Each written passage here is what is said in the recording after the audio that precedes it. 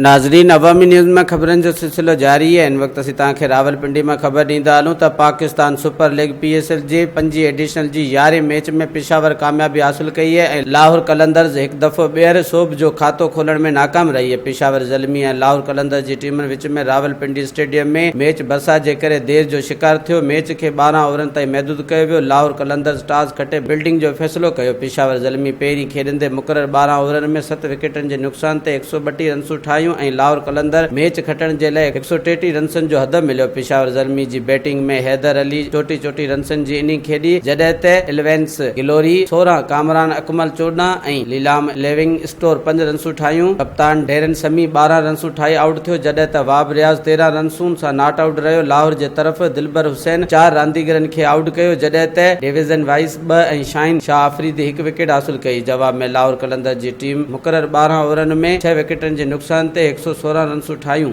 वधीक ख़बरनि ऐं तफ़सील जे लाइ विज़िट कयो असांजी वेबसाइट awamiNewsHD.com ऐं ॾिसंदा रहो अवामी न्यूज़ HD।